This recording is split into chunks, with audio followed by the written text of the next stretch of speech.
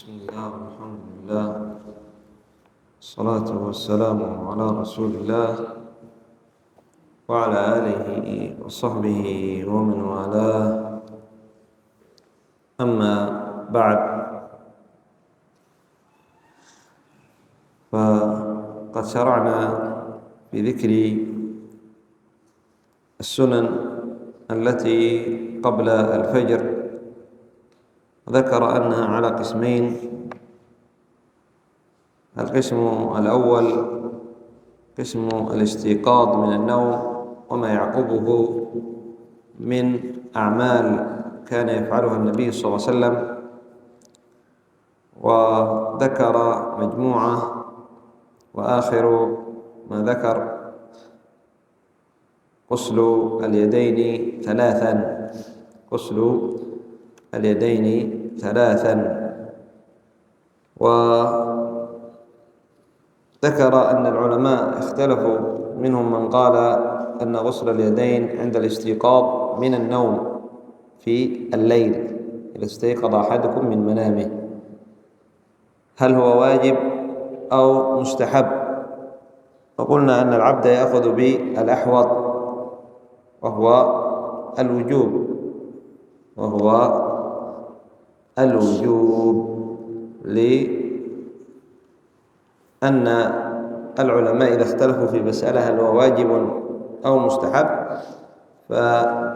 وكان مع هؤلاء دليل ومع هؤلاء دليل، وكلا الاستنباطات لها دليل صحيح، فيأخذ بالأحوط. قال السابع، أي من السنن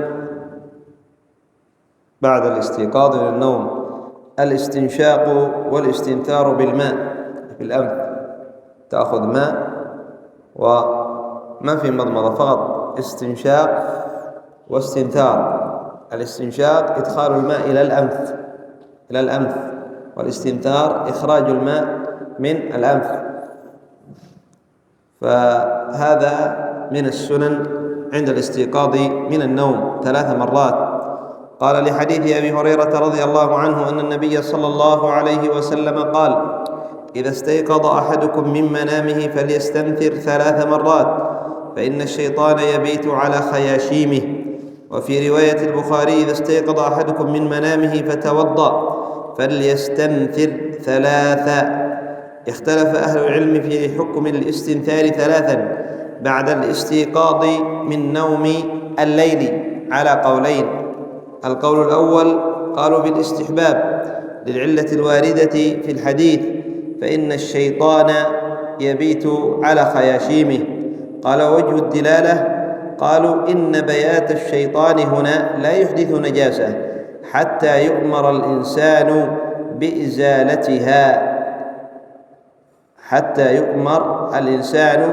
بإزالتها على وجه الإلزام.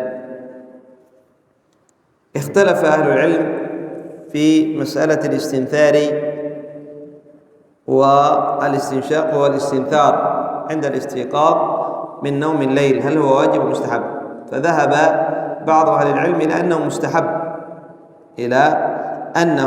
مستحب. من أين أخذوا الاستحباب؟ قالوا علة واردة. النبي صلى الله عليه وسلم لماذا أمر بالاستنشاق؟ قال: فإن الشيطان يبيت على خياشيمه. قالوا: والشيطان إذا بات على أنف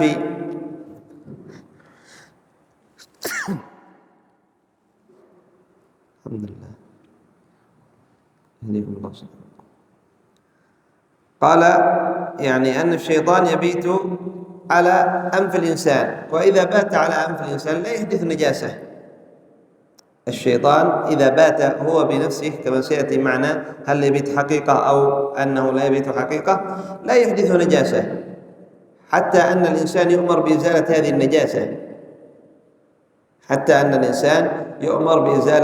هذه النجاسة. فقالوا إذن الأمر هنا للاستحباب. قال القول الثاني أن الاستنثار واجب، لأن الأصل في الأمر الوجوب، ولا صارف يصرف عن الوجوب، وما ذكره أصحاب القول الأول من يعني العلة ليس صارفا تقوم به الحجة يصرف الأمر عن الوجوب، لأن الحكمة من الأمر بالاستنثار قد تكون مخفية وليست النجاسة. أي الحكمة من وجوب الاستنثار، النبي صلى الله عليه وسلم قال: إذا استيقظ أحدكم من منامه فليستنشق أو فليستنثر 3 مرات، ولا يكون الاستنثار إلا استنشاق، لا يكون استنثار إخراج الماء من الأنف إلا أن يكون قبله إدخال الماء إلى الأنف وهو الاستنشاق. فقد تكون الحكمة مخفية. ما الحكمة من الوجوب؟ الله أعلم. كثير من الأحكام أو بعض الأحكام العلة مخفية علينا. لماذا يعني نفعل هذا؟ لماذا هذا واجب؟ العلة مخفية، نحن مأمورون بأن نفعل، لا أن نعلم العلة. نحن مأمورون بأن نفعل، لسنا مأمورون بأن نعلم العلة، علة الوجوب أو علة الاستحباب، لماذا واجب لماذا مستحب. هذا ما فائدته؟ ليس فيه فائدة كبيرة، قد تكون هناك فائدة لكن ليس كبيرة. علمت أو لم تعلم العلة أنت مأمور بالفعل، أنت مأمور بالفعل. قال: ويحتمل أن يحمل المطلق على المقيد، ففي حديث الباب الأمر بالاستنثار 3 عند الاستيقاظ من النوم. وجاء في رواية البخاري ما يقيد، قد ذكرها، ما يقيد هذا الأمر بحال الوضوء، فإما أن يحمل المطلق على المقيد فيكون المقصود بالأمر هو حال الوضوء، أو يعمل بالحديثين فيكون الاستنثار واجبا، والله أعلم. قال: ويحتمل أن الأمر بالاستنثار يعني مطلقا يحمل على الاستنثار عند الوضوء، لأن جاء في رواية قال: إذا استيقظ أحدكم من منامه فتوضأ فليستنثر 3. إذن الاستنثار يكون حال الوضوء، يجب حال الوضوء. إذا استيقظ أحدكم من منامه يكون حال الوضوء، فيحمل المطلق، أي أنه لا يجب الاستنثار منفردا، إنما مع الوضوء، إنما مع الوضوء، أو يعمل بالحديثين، وهو الأسلم، هو الأحوط، وهو الأحوط أن العبد إذا استيقظ استنثر 3. إذا استيقظ من منامه قبل أن يتوضأ يستنثر 3، ثم إذا يعني توضأ يستنثر مرة أخرى، عملا بالحديثين، عملا بالحديثين. مثل قال: إذا استيقظ أحدكم من منامه فليستنثر 3. وفي لفظ آخر: إذا استيقظ أحدكم من منامه فتوضأ فليستنثر 3. فإما أن يحمل المطلق على المقيد، إما أن يحمل المطلق على المقيد، أي أنك الاستنثار يكون مع الوضوء، وإما أن يعمل بالحديثين. قلنا والأحوط أن يعمل بالحديثين، أن يعمل بالحديثين، أن تستنثر قبل الوضوء وتستنثر أيضا مع الوضوء، تستنثر أيضا مع الوضوء. قال: فائدة قوله صلى الله عليه وسلم: فإن الشيطان يبيت على خياشيمه. اختلف في معنى خياشيمه أي أنفه، خيشوم أي الأنف هذا. قال: قيل إن بيات الشيطان ليس حقيقة، وإنما المراد به ما يكون في الأنف من أذى يوافق الشيطان، وقيل هو على ظاهره، وأن الشيطان يبيت حقيقة، وذلك لأن الأنف أحد منافذ الجسم التي يتوصل إلى القلب منها، والمنافذ كلها لها غلق، أي هناك تغلق، لها غلق. الفم يغلق، والإذن مغلقة، الإذن مغلقة. قال: إلا كلها غلق، إلا لا، الإذنين أيضا مفتوحة، يعني هذا الغلق الذي في الداخل لم يعتبر. قال: والمنافذ كلها لها غلق إلا الأنف والأذنين، فيدخل منها الشيطان.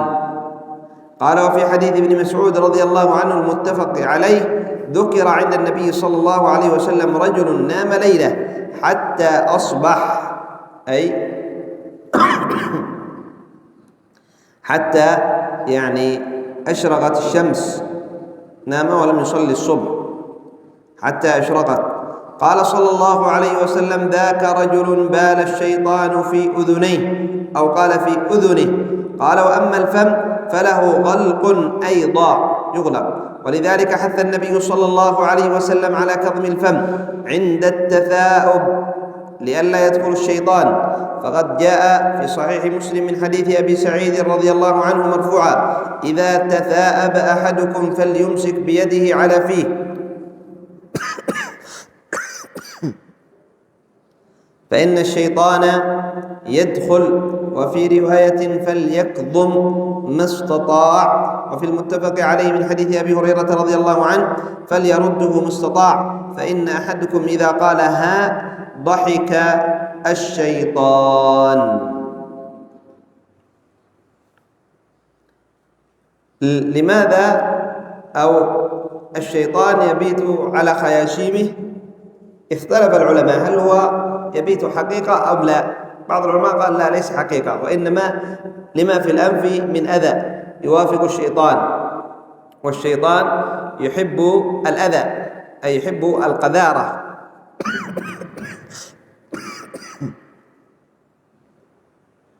وقال بعض أهل العلم حقيقة، يبيت حقيقة، لأن الأنف منفذ إلى الجسم يصل إلى القلب، ولذلك في يعني مسائل الصوم يعتبر الأنف منفذ للأكل والشرب، فلذلك لا تجوز قطرة الأنف حال الصيام، قطرة الأنف حال الصيام، لأنه منفذ إلى الجسم، منفذ إلى الجسم فيدخل منه الأكل والشرب.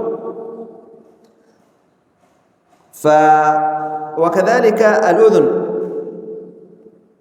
يتسلط عليها الشيطان، فلذلك الرجل إذا نام حتى أصبح ولم يصلي مع جماعة المسلمين قال النبي صلى الله عليه وسلم ماذا قال؟ قال ذاك رجل بال الشيطان في أذنيه، نم عليك ليل طويل، فبال فاستمع لقول الشيطان، استمع لقول الشيطان.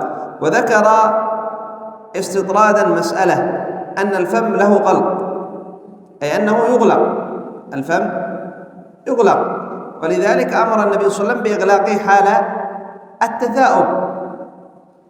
لما الثائب يعني النعاس، فهمتم؟ لا تجعل فمك مفتوح، تفتح ثم هكذا، فهمتم؟ بل يكظم، الواجب أن يكظم ما استطاع، فليرده ما استطاع. إذا تثاءب أحدكم فليمسك بيده على فيه أمر، والأمر يفيد الوجوب. لماذا؟ قال فإن الشيطان يدخل إلى الفم، والعدو إذا دخل إلى الداخل لا تسأل ماذا يفعل، يأتي بالكسل ويأتي يحرض، فهمتم؟ إذن إذا تثاءب أحدكم فليكظم ما استطاع، واجب أن يكظم أو اكظم. أما إذا لم يكظم يدخل الشيطان. والأمر الثاني، وهذا يحصل عند كثير من يعني المسلمين بسبب الجهل، إذا تثاب صح مع الصوت يخرج صح، يدخل الشيطان. والأمر الثاني يضحك منه الشيطان كما في الحديث، قال فإن الشيطان يدخل. وفي حديث أبي هريرة رضي الله عنه فإن أحدكم إذا قال ها ماذا ضحك منه الشيطان، ضحك منه الشيطان. إذن الواجب والذي ينبغي على المسلم أن يكظم فمه وأن يجعل يده على فيه. أولا يغلق، هذا إن استطاع، وإن لم يستطع بعض الأحيان يأتي التثاؤب شديد ما يستطيع ينفتح لوحده الفم. اجعل يدك على فمك، اجعل يدك على فمك. قال وعلى كل حال الواجب على المسلم الإيمان والتصديق والامتثال والطاعة، سواء علم حقيقة وحكمة ما أمر به، علم حقيقة وحكمة ما أمر به، أو خفي عليه ذلك، فيكون ذلك من جملة ما خفي عليه من علم الله جل وعلا الذي أحاط بعلمه كل شيء سبحانه. كما تقدم معنا أن العبد ليس مأمور بأن يعلم يعني الحكمة من الوجوب أو الاستحباب، أو أن يعلم حقيقة الوجوب أو الاستحباب، إنما العبد مأمور بأن يفعل، العبد مأمور بأن يفعل. نكتفي بهذا القدر إلى هنا. سبحانك اللهم وبحمدك، أشهد أن لا إله إلا أنت، أستغفرك وأتوب إليك.